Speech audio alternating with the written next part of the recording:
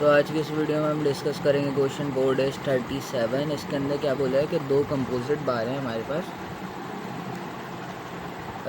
जो consist of 2 millimetre diameter of 836 steel. ये हमारे पास है 20 डायमीटर, सॉरी ये हमारे पास जो रॉड है सेंटर वाली वो है हमारे पास 836 स्टील की, सेगमेंट ए बी वाली है। और 50 डायमीटर वाली जो डी ए और बी सी वाली है, ये रेड ब्रास C83400 मटेरियल है, उसकी है।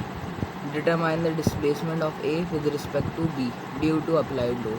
तो डेल ए स्लैश बी हमें मालूम करने का बोला कि displacement of point A with respect to B, और इन पे एक्सटर्नल जो अप्लाइड हो रहे हैं इसकी वजह से। तो ये हमारे पास क्वेश्चन है 4-37। इसकी मैंने ये एफबीटी ड्रॉ करी है।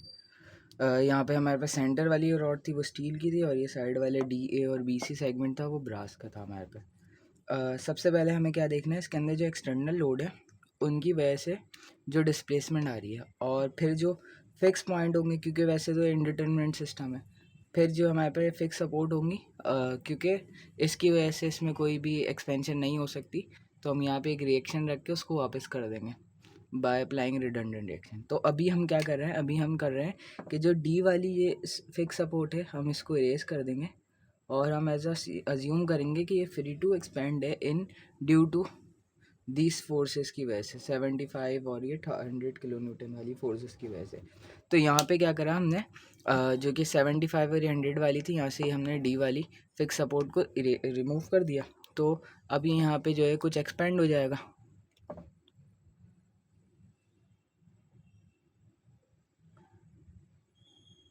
तो यहाँ पे कुछ एक्सपेंड हो जाएगा, उसको हमने बोल दिया डेल पी, क्योंकि ये पॉइंट लोड्स की वजह से। तो सबसे पहले हमने क्या करा, यहाँ पे जो ए बी वाली रॉड थी उसके अंदर कोई रिएक्शन लग रहा है जिसको हमने बोल दिया P1 का रिएक्शन। सही है। तो ये P1 को जब हम करेंगे कैलकुलेट, तो यहाँ पे हमारे पास एक रिएक्शन यहाँ लग रहा होगा सेंटर में, और एक रिएक्शन यहाँ लग रहा था, जो कि दो थे। मैंने रिजल्टेंट निकाल लिया इसका कि वो 75 वाले, ये थे मेरे पास 150 का। तो ये जो रिएक्शन है मेरे पास ये 150 का आ गया, या प्लस 75 प्लस 75। तो P1 वाली जो फोर्स आ गई वो मेरे पास आ गई 150 किलो न्यूटन की।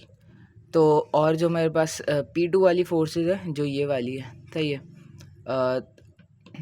मैंने यहाँ पे अपोजिट डायरेक्शन अपोजिट ले लिया, लेकिन साइन माइनस का रख दिया। तो यहाँ पे जो 100 की 200 हो गई, फोर्स 100, और बैक साइड पे जो लग रही थी वो 75 मतलब 50 न्यूटन लग रही थी। तो यहाँ पे मेरे पास रिजल्टेंट जो आएगा वो आएगा 50 न्यूटन का, 50 किलो न्यूटन का।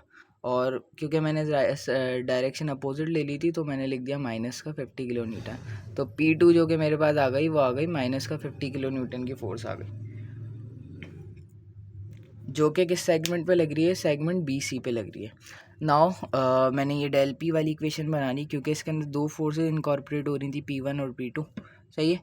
क्योंकि ये वाले सेक्शन पे कोई फोर्स नहीं लग रही, 75 वाली लग रही है हमारे पास इस ए बी वाली रॉड पे, और फिर ये इस रॉड इस बॉक्स पे बी सी वाली रॉड पे लग रही है जो कि ब्रास की है। यहाँ पे हमारे पास जो हमने रिएक्शन निकाला वो निकाला 50 किलो न्यूटन का। तो ये दो हमारे पास फोर्सेस लग रही हैं यहाँ पे। तो इसलिए यहाँ पे दो फैक्टर आ गए P1 और P2 वाले, और ये हमारे पास सिंपली फार्मूला है। तो P1 की जगह और लेंथ हमने लग दी 1500 मिलीमीटर में ही रख दी, ताकि हमारे पास जो डेल पी आ जाए वो भी मिलीमीटर में आ जाए। तो हमने लेंथ को मिलीमीटर में रख लिया, और यहाँ पे हमने रॉड का एरिया लिया π/4d² से, तो 0.02 मीटर में करके रख दिया। सही है। ताकि ये 150 किलो न्यूटन, और ये हमारे पास जो है 200 एक्सपोनेंट 9 या 200 गीगा पास्कल में था हमारे पास स्टील की यंग मॉडुलस जो है हमारे पास वो। तो ये न्यूटन पर मीटर स्क्वायर में रखा है, तो इसलिए हमने यहाँ पे इसको भी मीटर में चेंज कर दिया, ताकि वो दोनों कैंसिल हो जाए, और ये जो यूनिट बचे 500 का मिलीमीटर में जो हमने लिया वही ये यूनिट बच जाए। और सिमिलरली P2 हमारे पास आ गया, क्योंकि मैंने यहाँ पे अज्यूम करा है कि इस फोर्स की वजह से BC वाला एक्सपेंड होगा, तो इसलिए मैंने इस P2 फोर्स को डायरेक्ट यहाँ पे पुट कर दिया माइनस का 50 करके। अगर मैं ये डायरेक्शन लेता तो इसकी वजह से मुझे पता चल रहा था कि बी सी क्या हो रहा है, कंप्रेस हो रहा है। तो यहाँ पे मैं डायरेक्ट माइनस साइन इधर लेता, सही है, इधर लेटा P2 से पहले फॉर्मूले में ही अपना माइनस साइन लगा देता, सही है, और फिर मेरे पास ये पॉजिटिव आ जाए तो ओवरऑल आंसर मेरे पास सेम ही रहता। खैर, तो मैंने यहाँ पे -50 एज्यूम करा और अभी मुझे नहीं पता इसका मैग्नीट्यूड क्या है। मैंने डायरेक्शन को देखा BC, तो इसका मतलब मेरे पास ये BC वाली जो रॉड है वो एक्सपेंड हो रही है, तो इसलिए मैंने P1 और P2 दोनों का फैक्टर पॉजिटिव लिए थे और बाद में मैंने P2 -50 रख दिया, तो ओवरऑल आंसर मुझे पता चल गया ये कंप्रेस हो रहा है। खैर, हमने यहाँ पे भी एरिया पुट कर दिया π/4 d² की वजह से 50 मिलीमीटर में दिया हुआ था, उसको मैंने मीटर में कर दिया। और यहाँ पे जो ब्रास है इसका यंग मॉडुलस 101 गीगा पास्कल है, तो इसलिए 101 एक्सपोनेंट 9 आ गया। नाउ अब यहाँ से मेरे पास ये आ गए कि इन लोड की वजह से, जो एक्सटर्नल लोड्स हैं इनकी वजह से कितनी एक्सपेंशन हो रही है, 1.13063 मिलीमीटर एक्सपेंशन हो रही है। अब क्या करता हूँ मैं, यहाँ पे फिक्स सपोर्ट को वापस ले आता हूँ, तो मुझे पता है कि फिक्स सपोर्ट की वजह से ये एक्सपेंड नहीं हो पाएगी। तो ये जो FD रिएक्शन है ना, ये इसको D टाइम्स कम कर देगा, ये रॉड का सेक्शन DA वाला। इसी तरीके से जो AB वाला सेक्शन है इसको डेल D2 टाइम्स कम कर देगा, टाइम्स बोल रहा हूँ, डेल D2 कम कर देगा, और सिमिलरली ये डेल 3 कम कर देगा। तो इस तीनों पोर्शंस में कुछ ना कुछ रिडक्शन आ रही है, तो इन सब का सम मेरे पास डेल D के बराबर कहलाएगा। इसको मैंने बोल दिया इक्वेशन 1। अब इक्वेशन 1 मेरे पास किस तरीके से चेंज हो जाएगी, क्योंकि FD यहाँ पे लग रहा है, FD मेरे पास लग रहा है इस सेक्शन पे पहले, या इस सेक्शन पे ले ले, कोई मसला नहीं है, दोनों सेम ही रहेंगे। और इसकी जो हमारे पास लेंथ है वो 250 है, और डिवाइड में इसका एरिया हमारे पास 50 मिलीमीटर था, वो मीटर में कर दिया, और ई हमारे पास ब्रास का 101 एक्सपोनेंट 9 है, तो यहाँ पे ये फैक्टर आ गया। अब जो रॉड AB के लिए मेरे पास रॉड की लेंथ आ गई मेरे पास 1500 मिलीमीटर में, और डिवाइड में उसका एरिया आ गया, और मल्टीप्लाई बाय उसका यंग मॉडुलस डिवाइड में ही।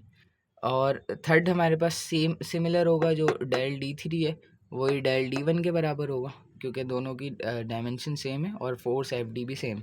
तो सिमिलरली यही फैक्टर यहाँ पे कॉपी कर दिया मैंने, तो यहाँ पे मेरे पास del D1 del 2 del D2 और डेल D3 वाली इक्वेशन बन गई 1, कुछ इस तरीके से।